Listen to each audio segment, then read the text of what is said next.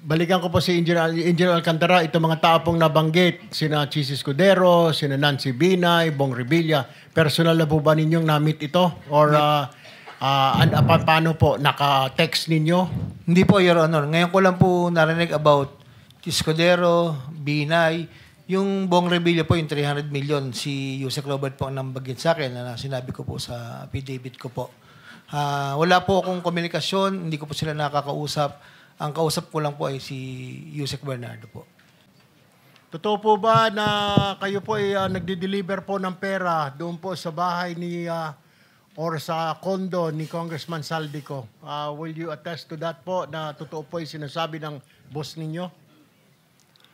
Your Honor, bali ako po, isang beses lang po ako nakapag-deliver doon. Gaano karami po yon kung inyo po natatandaan, ilang maleta, ilang sako yung deliver po ninyong pera?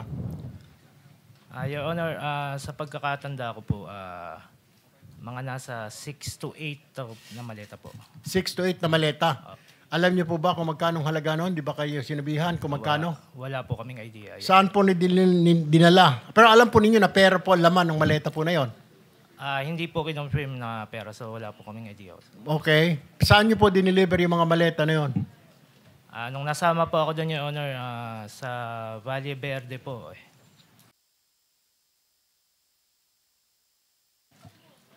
The Vice Chairman, Senator Erwin Tulfo, is recognized. 5 minutes, same guidelines, same rules apply. Mr. Chair, ako din po nakukulangan po doon sa sinabi ni Yusek Bernardo.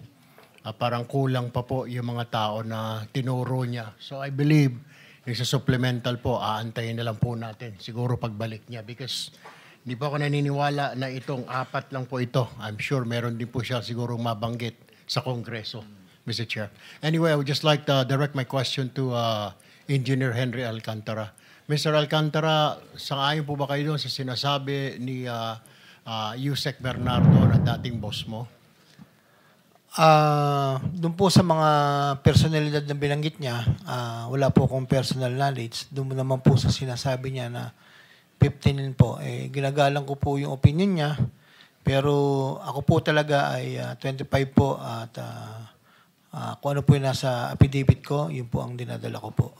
Pinadadala ko po sa mga driver po. So magkaiba po yung sinasabi niya na 15% doon sa sinasabi niyo na 25% ang dinadala niyo po sa kanya? Yes, Sir Honor. Ako po, yun po talaga ang hinahanda namin at pinadadala po sa mga driver po, Your Honor. May babanggit po ba siya na doon po sa 25 na yon ay para kay senador na ganito lang o wala na siya binabanggit na meron din ako dyan? Wala po, Your Honor. So ibig sabihin, doon sa sinabi niya po na statement, linawin ko lamang, na 15% po ang dinadala niya doon sa mga umano'y mga kasamahan po namin dito versus doon sa binibigay mo sa kanya na 25%. Kulang po. Is that what you're saying? Ang bigay niyo po sa kanya 25%, pero yung nabanggit niya kanina ay 15% lang. So, nawawala po yung 10%. Saan po kaya napunta, Ginoong Alcantara? Hindi ko na po alam as far as ang knowledge ko po at ang dinadala po namin ay 25% po. Yun po ay hinahanda po. Kasama po ang mga tao ko na naghahanda po nun at nagbibilang, Your Honor. Chair, nawawala po yung 10% po na ito doon sa 25 na piniprepare nila. Pero po, Mr. Chair, ang tanong ko lang po ulit ay, pero sa pag-prepare po, hindi po ninyo tanong para kanino ba ito boss? Para kanino ba ito boss? Para kanino? Tama naman po yung mga pinagsasabi niya pong pangalan. I never asked po, Your Honor, kasi po siya lang naman po yung kausap ko po, Your Honor. Siya lang kausap mo? Yes po. Alright. Isa pa pong matanong ko po, kasi nabanggit na rin po ni ninyo, ng grupo ninyo, yung 3 pong kasamahan po namin earlier, o 2 po namin kasamahan, si Senador Jinggoy Estrada. Si Senador Jinggoy po ba, na-meet ninyo personal o kahit nakausap sa telepono in person? Never po, Your Honor, na kausap tungkol po sa ganyang bagay o sa telepono po. Never So, po. hindi po ninyo na-meet? Yes po, Your Or Honor. nakausap si Senador Jinggoy? Hindi po. Maliban lang po nung, hindi ko po alam kung birthday yun, yung nasa picture po. Sinama lang po ako ng mga dating kasamahan ko po doon po sa okasyon. That's how you met Senator Yes po, Your Jinggoy. Honor. What about Senator Villanueva po? Senator Villanueva, nakakasama ko lang po siya pag may mga inauguration po, groundbreaking ng mga projects po sa Bulacan. Being the district engineer po, nakakasama ko po siya pag ganung mga okasyon.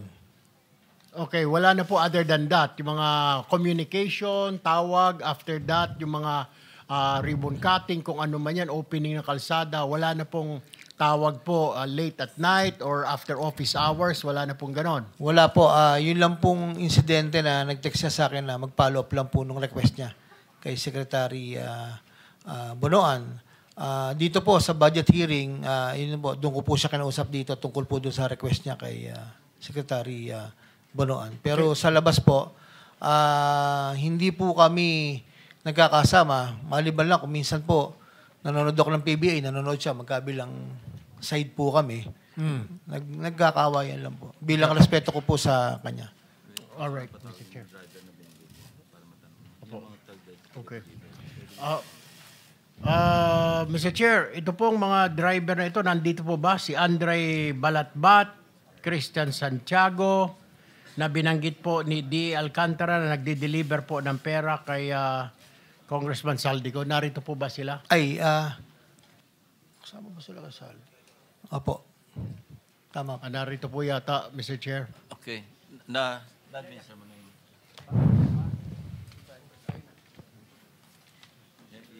Administer lang yung oath. Ito yung debit ng dalawang driver.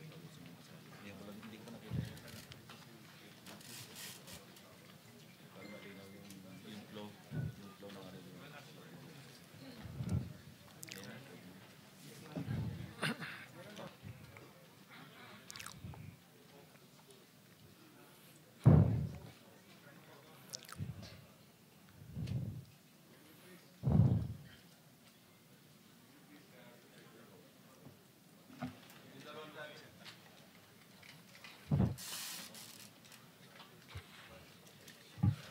Yung kanang kamay po. Do you swear or affirm to tell the truth, the whole truth, and nothing but the truth in this proceeding? Yes, Your Honor. Salamat. Take your seats. Okay, maraming salamat po, Mr. Chair. Kay Ginoong Balatbat, sino po si Ginoong Balatbat? Kayo po yon? Totoo po ba na kayo po ay nagde-deliver po ng pera doon po sa bahay ni or sa condo ni Congressman Saldico? Will you attest to that po na totoo po yung sinasabi ng boss ninyo? Your Honor, bali ako po, isang beses lang po ako nakapag-deliver doon. Gaano karami po yon? Kung inyo po natatandaan, ilang maleta, ilang sako yung diniliver po ninyong pera? Your Honor, sa pagkakatanda ko po, mga nasa 6 to 8 na maleta po. 6 to 8 na maleta. Alam niyo po ba kung magkano halaga noon? Di ba kayo sinabihan kung magkano? Wala po kaming idea. Saan po dinala? Pero alam po ninyo na pera po ang laman ng maleta po na yon. Hindi po kinonfirm na pera, so wala po kaming idea. Okay. Saan niyo po diniliver yung mga maleta na yon? Nung nasama po ako doon, Your Honor, sa Valle Verde po. Ito po ba yung bahay ni ni Congressman ako sa Valle Verde 6? Bahay po siya pero hindi ko po alam kung kay Senate. Sino po ang sumalubong po sa inyo doon? Mga tauhan po yung nandun, Your Honor. Mga tauhan. Wala pong resibo na parang acknowledgement receipt or what? Basta i-deliver nyo lang po doon? Hindi ko po alam, Your Honor. Alright, may papakita po kami slide ng bahay po. Ano po, kung ito po yung bahay na sinasabi ninyo na diniliver po ninyo sa bahay ni Congressman Saldico. Pakilagay po yung bahay. Kung ito po ba, ma-confirm lang po. Your Honor, magkaiba po yan, Your Honor. Magkaiba? Opo. Okay. Yung sasakyan ho na yan, alam niyo ho yan? Yung NFI 6319? Your Honor, bali yan po yung nag-pick up po ng... Yan po kasi, Your Honor, yung sa Fairview po. Ano naman yung sa Fairview? Bali yan po yung dinadala namin ni Christian. Dinadala po na? Mga maleta din po yung dinadala namin. So, hindi lang po isang beses. Kasi kung dinadala po namin, sabi nyo, iba naman po ito. So, ibang sasakyan naman po ito. Opo, Your Honor. Bali po kasi yung sa sinasabi nyo po na yung sa Valle Verde po, isang beses lang po nakapagdala doon eh. yung sa ano po, Yung ito, iba po yan nung ano eh. sino po ang dinilibera na naman ninyo ng pera dito? Itong gamit yung sasakyan na ito. Hindi, Your Honor, hindi po kami ang may gamit ng sasakyan na yan. Pero kasama po yan dyan sa inyong office, itong NFI 6319. Hindi po. Bali po, iyan po yung sasakyan ng kumuha ng mga maleta. Yan po. So, Opo. nag-exchange lang kayo. Galing po sa sasakyan ninyo, inilipat nyo po dyan. Bali sila po yung kumuha sa sasakyan namin. Saan po ang nangyari itong transaction na ito na palitan, na ikarga from your sasakyan to that sasakyan? Saan po nangyari ito? Sa Phoenix Petroleum po, sa Dahlia Street, Fairview po. Doon po nangyari yung palitan, Opo. na inilipat sa inyong sasakyan yung pera. Okay. Opo. Alright, babalikin kita mamaya. Mr. Christian, ikaw naman po, ilang beses ko kayo nakapag-deliver ng pera po sa sinasabi ni D. Alcantara? At kani-kanino po ang inyong pinag-deliveran? Doon po sa Dahlia po, 7 beses po. Dahlia. Opo. Ano po yung Dahlia? Yung ito pong binanggit ni... Sa Fairview. Opo, Fairview po. Okay, ilang maleta naman po yung diniliver nyo ho doon? Per deliver po, nasa 8 to 10 na maleta po. 8 to 10 na maleta. Tina-transfer din po ninyo? Hindi. Opo. Kasama ko po si Mr. Andre. Kasama si Engineer Alcantara? Si Andre po. Si Andre. Ako po yung driver niya. Para kanino daw po yun? Hindi po namin alam, Your Honor. Hindi nyo alam, pero may sumasalubong. Ilang beses pong ganun transaksyon ang ginawa ninyo, palitan po o nililipat yung maleta?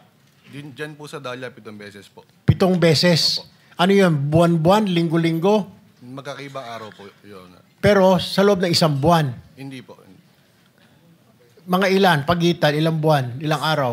Sa November po, 5 beses po. Tapos meron pong January tsaka March po. November, January, at saka March. D. Alcantara, will you confirm? November, January, at saka March? Posible po, Your Honor. Hindi ko lang po talaga ma-recall. Saan galing po itong pera? Advance po ba ito ng mga kontraktor? Kasi, Your Honor, pinag-uusapan pa lang yung budget ng November. May budget na po kaagad si Congressman ko. advance po, Your Honor. Actually, yan po... Advance payment. Yung sa sinasabi niya pong 6-7 maleta, approximately mga magkano pong pera laman nun? 6 na hanggang 8 maleta. Normally po, ang isang maleta, nagre-range po from 30 to 40 million. Pagkakatanda ko po. Kasi nilalagyan po namin ng numero yon para po for total. Normally po, mga 30 to 40. Pinakamababa na po yung, pag maliit po yung maleta, mga nasa 25. Meron pong, hindi ko po matandaan kung meron po kaming isang maletang malaking-malaki na kaya po yung 50. Pero bihira po yung 50. 30 to 40 po normally ang isang maleta po. Ang, for the information po, yan pong pictures na yan, hindi rin po namin talaga alam kung saan po sila magpapalitan. Pero ang pagkakatanda ko po, yan po yung mga, hindi po kay Kong Saldi yung delivery na yan. Dahil ang kay Kong Saldi po puro sa Valle Verde at sa BGC. Sino po yan? Ang delivery na po yan po yung di-deliver po kay Yusek Bernardo. Tingnan po. Bakit sa Fairview po? Hindi po namin alam. Meron lang pong binibigay na number. Tapos inuutos ko po dun sa chief of staff ko, kay Carlo. And si Carlo na po ang nakikipag-usap sa mga driver. At hindi ko po, kahit po ako, si Engineer Bryce, si Engineer JP, hindi po alam kung saan po talaga ang location po. Basta yung number lang po, kukontakin lang po ni Engineer Carlo na ibinigay po sa akin, binigay ko po sa kanya. Then siya na po yung magpe-prepare and then iuutos na po sa... Diba si Carlo ang nag-ano sa inyo? Dalawa. Sino po si Engineer si Carlo po? Sino Siya po yung chief of staff ko na kumukuha po sa proponent po. So, nandiyan po ba si Mr. Carlo? Naimbitahan po ba, Mr. Chair? Alam ko, Pwede po ba matanong natin? Kasi parang... so si Carlo ang tinatawagan po ng proponent. hindi po. Nagte-text sa proponent. Ako po ang nag-uutos po. Ako po ang kausap po. Upon the instruction of the proponent. Huwag na natin sabihin proponent, nalilito ang tao, politiko. Yes, Your Honor. Congressman o senador. Ganun po ba yun? Yusek Bernardo and Saldi ko lang po ang kausap. Si Yusek Bernardo. Kasi may nasabi po silang Congressman Saldi, ito po si Balatbat kanina. Opo. Nung nagdi-deliver na po sa Valle Verde, sabi ko nga po sa statement ko, sir, Your Honor, Meron pong times na dalawang beses po sa BGC sa parking. Tapos po, and the rest po is sa Valle Verde po, na bahay po dun sa, hindi ko na po kung talagang kanya. Sinasabi po ni Ginoong Christian ay 7 beses daw po. Panay kay Bernardo lang po ba yon yung delivery na yon? Or may mga congressman po doon at senador? Ay, ako po, Your Honor. Opo, yung sinabi po ni Christian kanina, 7 times po siya nag-deliver. Kay Congressman Saldi po, nakakasama po yung ilang driver po doon. Minsan po kasama po ko, minsan sila na lang po dahil alam na po nila. Doon po sa kay Yusek Bernardo, tingin ko po ito po yung lugar na yan. Kasi po putol-putol po iyan hindi naman po biglaan po, Your Honor. Okay. Paano nila nalalaman na na-deliver na? Baka mamaya tinakbo na ng inyong driver. Meron ba kayong confirmation na natanggap mo na ba, boss? Natanggap mo na ba, Kong, yung pera? Nandyan na, 7 maleta? Paano po ninyo nasasabi sa kanila? Your Honor, ang instruction po ni Carlo, instruction ko po sa kanya, yung pagbibigyan po dito sa Fairview. Actually, parang nagpapapicture pa yata sila. Pero hindi ko po kilala yung tao. Yun lang po yung pinadala po doon. So, pinagkakatiwalaan nyo sa tao na hindi kilala? Yun po kasi yung binigay po na number. Pangalan at Yes number? Po, opo. Nung politiko o nung ni undersecretary? Yes po, Your Honor. Alright, okay. No, Senator Erwin, no, kasi we have the whole day to do this. Bibigyan namin kayo ng extra 2 minutes. Everybody for that matter, no? Kung gusto niyo i-avail yung additional 2 minutes, tuloy-tuloy lang para mas mahaba. Hindi naman tayo constrained sa oras. So, you may continue. Thank you, Mr. Chair. Si Carlo Rivera, nakapanumpa ka na ba or this is your first time here? Naka-attend na po ako last hearing. Nanumpa ka na ba? Apo, yes po. Nanumpa ka na rin. Okay, Carlo Rivera.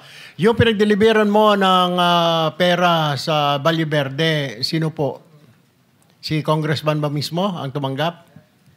Yun po, inuutos lang po namin sa driver. Sila po ang nagdi-deliver po doon. Yung driver. Opo. Ay, yung po ang doon sa Dahlia, sa Fairview.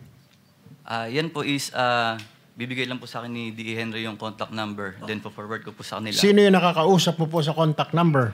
Number lang po yung binigay po sa akin. Then pino-forward ko po sa driver. Sila na po ang nag-uusap.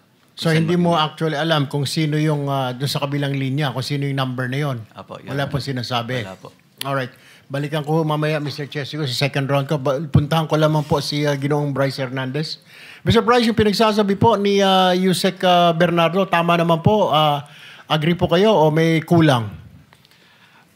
Your Honor, parang kulang po yung commitment na binanggit po ni Yusek Robert. Kasi as per instruction po sa amin ni Boss Henry, nasa 25% po ang pinapaprepare na obligasyon. Okay, pero yung sinasabi po niya kasi 15% para kay Ulay Bar daw. Pero every time po ba 25 yung binibigay niyo lahat? Pag po gano'n na senatorial funds, minimum po yung 25%, nagiging 30 pa nga po. Pag sa senador dinideliver? Sa tao, staff po ng yes po. Staff po ng senador Yes po. dinideliver. Yes So po, nasa Your Honor. 30. Yes po. Yung mga tao po nabanggit niya na bago ngayon, tama po ba yon? Or ngayon niyo lang po narinig? Your Honor, ngayon ko lang po nadinig yun. Hindi ko na po abot yun, Your Honor. Balikan ko po si Engineer Alcantara, itong mga tao pong nabanggit, sina Chis Escudero, sina Nancy Binay, Bong Revilla, personal na po ba ninyong na-meet ito? Or paano po, naka-text ninyo? Hindi po, Your Honor. Ngayon ko lang po narinig about Escudero, Binay, yung Bong Revilla po, yung 300 million, si Yusek Robert po ang nambagin sa akin na sinabi ko po sa affidavit ko po. Wala po akong komunikasyon, hindi ko po sila nakakausap. Ang kausap ko lang po ay si Yusek Bernardo po. Okay. At one point, nakapunta ka sa birthday party o alam mo yung mga kababayan ho natin, baka may mga litrato po, nandun po kayo sa mga birthday, sa mga kasalan, what have you. Wala po. Doon lang po sa okasyon ni Senator Jinggoy na sinama nga po ako ng mga dating kasamahan ko po. Nagpa-picture lang po ako. Kahit naman po, kung sino po yung nakita ko doon, ang tanda ko po. Kahit po kay, sino po yung tumakbong senador na Dagon, attorney, Dagon, yung po. Nagpa-picture pa po ako doon eh. Yung Attorney... Gadon. Gadon. Attorney Larry Gadon. Opo, nagpa-picture pa po ako. Basta kung sino po yung nandoon. Picture lang po ako. Alright. So Bryce, mali po yung sinasabi ni Yusek. So parang kulang kasi sinasabi niya 15% lang pero kayo ini-impake niyo 25%. Opo, minimum po yun, 25%. So sa palagay mo, doon sinabi niya po, nasaan kaya napunta po yung 10%? It's either po kay Boss Henry o kay Boss Robert. Hindi po sa akin. Okay. Pero 25 sigurado ka. Opo, Your Honor. Okay. Alright. Dito po kay Ginoong JP. JP, agree? Dito po sa sinabi ni Yusek Bernardo. Tama po. Agree po na 25% po to up to 30% po yung pinagagayak po. Will it be safe to say, Engineer Alcantara, na yung 10% napupunta lang siguro kay Yusek Bernardo? Wala po akong personal knowledge. Pero kayo po, pag inabot ninyo na sa 25%, lahat po yun. Yes po, ito po yung pinaprepare ni Engineer Carlo sa tamang 25 to 30. Siya po ang nagpe-prepare po lahat. Kami po sa box. Ano po yun?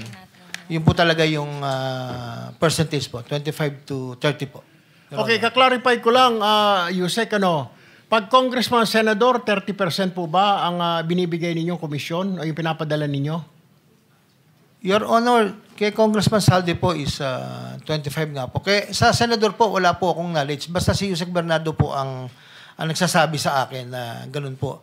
At so, it's Yusek Bernardo ang contact po ng mambabatas, hindi po kayo rekta? Yes po, Your Honor. Alright. Ngayon, linawin ko rin po, yung para po sa pass-through charges sa mga district representative, meron din po yan. Kasi yung tinatawag na parking fee.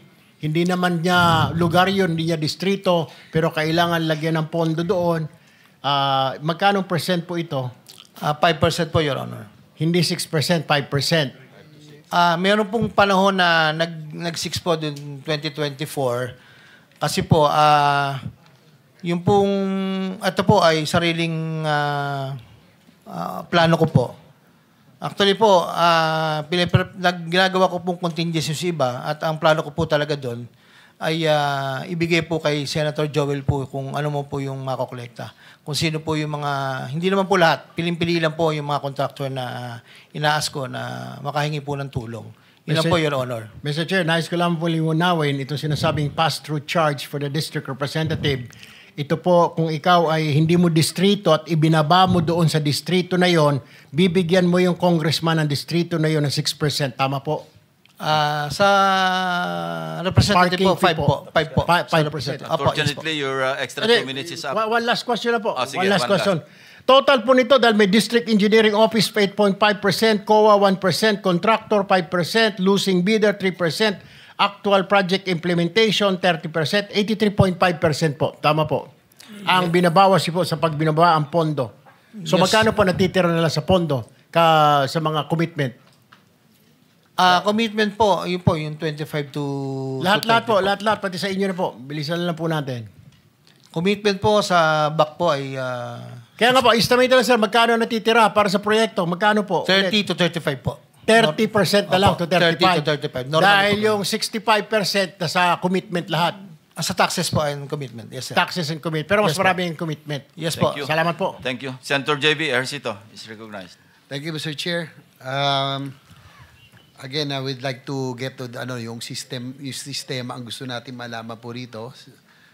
Siguro, Engineer Alcantara, pagpatuloy, na nabusan ako ng oras na nakaraan. Noong nakarang hearing, nabanggit mo na sa affidavit mo na sa dami ng projects sa district mo at sa laki ng pondo na naibaba doon, hindi na kaya. Yung absorptive capacity nyo, nasagad na. Kaya nga, sabi mo na ikwento mo na dahil bumabaha ang project sa Bulacan, nag-farm out ka na. Naghanap na kayo ng ibang distrito, nakakargahan. Tama ba? Diba? Yun ang sinabi nyo kanina. Yes, Sir Honor. Nakakagulat na bilyon-bilyon piso pala ang pwedeng pakialaman ng district engineer. So, ganun ka-powerful o ang inyong kapangyarihan na pwede na rin kayo na maglagay sa ibang distrito? Your Honor, hindi po ako ang personally na naglalagay. I just want to clarify po this po. Upon the instruction of Congressman Saldico, Sabi niya, masyado lang malaki yung Bulacan. Pwede ka man tumulong na makapagbigay din sa mga ibang district? Sige po kako, subukan ko muna pong kumausap. So, hindi po politiko ang kausap po rito. It's the district engineer. Kung gusto nyo ba, merong ganito. Kung sino ang interesado, papasa po ng listing sa akin, Your Honor. So si Congressman Saldico ang nagsabi na maghanap ka ng pwedeng kargahan. Kung meron daw pong gusto, Your Honor. So paano kayo nakapagbalagay sa mga projects? Halimbawa, nabanggit nyo yung ilan sa kabilang distrito ng Bulacan. Medyo malaki rin kasi ibang nakagugulat lang ako sa Paglobo, no? From NEP hanggang GAA, no? Pakiulit nga ulit kung sa kayo nakapaglagay. Tarlac first, Tarlac second, Pampanga third, and Bulacan second po. Ang tanda ko po ay parang una po 200 saka 300 po. Yun lang po. So ikaw ba nagrekomenda sa 4 na district engineering office na yan maglagay ng pondo si Congressman Saldico o sila na mismo naglagay? Nirecommend mo na doon ilagay? Ako po ang nag-submit kay Congressman Saldico. Galing po sa DE. Kinausap po yung mga DE. Sino ang gusto at kaya. So kung gusto nyo, ito yung regulasyon. So nagpasa po sila sa akin. Pag nagpasa po ng listing, pinapasa ko po kay Congressman Saldico. Nabanggit nyo rin ng huling hearing na hindi ito alam nung mga kongresista, ng mga distrito na nabanggit nyo. Tama ba? Yes po, Your Honor. So, Kasi, sorry po, sir. Sige po. Di ilan po yung kinausap ko, Your Honor. Hindi alam ng mga kongresista sa Yes mga po, distrito. Your Honor. Opo. So, pag ganito yung scheme, kanina yung binabanggit ni Senator Erwin Tulfo, yung parking, no? Parking scheme. Pag ganito, ibig sabihin, ito ba yung sagasa na hindi alam, pero nilalagyan ng pondo? Posible po, pero posible din po si DE kung nakipag-usap po sila sa... Kasi dalawa yung Mr. Chair, dalawa yung scheme dito no? Yung isa na alam ng kongresista, may parking, gaya ng binabanggit ni Senator Tulfo kanina, pero meron din na talagang yung binanggit nyo na hindi alam ng kongresista, pero talagang ilalagay, siyempre, para magka-proyekto lamang. Tama ho ba? Posible po, Your Honor. So, ganun ang inaano ko rito, siyempre, ganun ka makapangyarihan din ang district engineering office. I think yung sagasa is walang budget yun eh. Babrasuhin ibig sabihin, hindi niya ka-level yun. Mas mataas sa congressman yun. Ibig sabihin, sagasa po eh. Di ba kanina si explanation ni Bryce Hernandez dati, pag sagasa, walang komisyon. Pero pag parking, meron. Pero ito kasi talagang hindi alam ng kongresista no? So, Opo, sa ganito, meron silang may parking fee o wala na? Tingin ko po yung district engineer po ang makakasagot po doon sa pinagdala namin. Sa kanila. Kung may usapan po sila ng politiko o hindi. Bryce, can you confirm?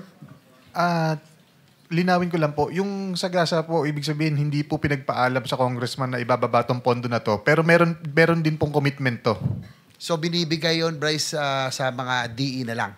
Hindi alam ng congressman doon kasi walang commitment eh. Tama ba? Hindi po, may commitment po. Binibigay, iniipon din po ni boss yun.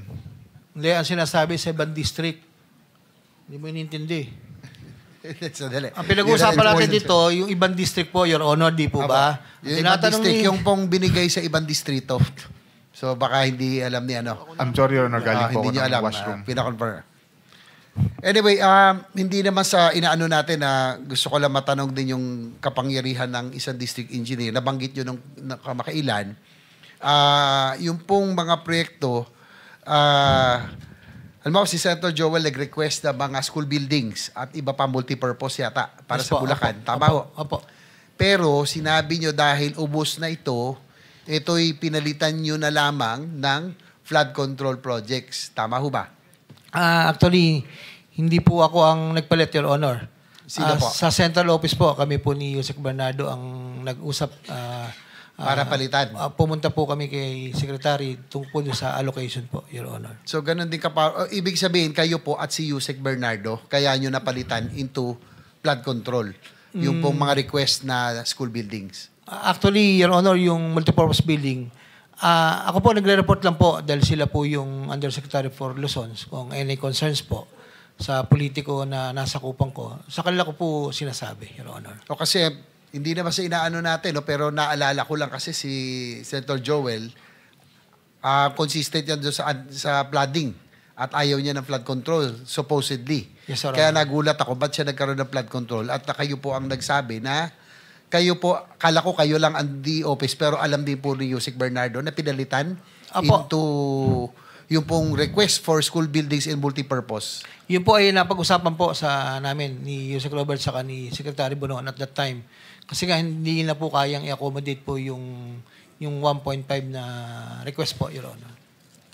At nabanggit nyo rin na meron alam nang hingi ba si Senator Joel? Hindi sa inaano ko, no? Pero nire-reiterate lang natin yung inyo pong sinabi. Hindi po, Your Honor. Gaya po na sinabi ko, ako po yung gumawa ng paraan at alam ko po kasi galit na galit po si Senator sa flood control po.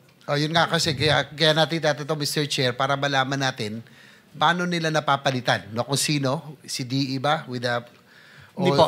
Kasama si Yusek Bernardo. Sa central office na po, nagsasabit po ng listing, Your Honor.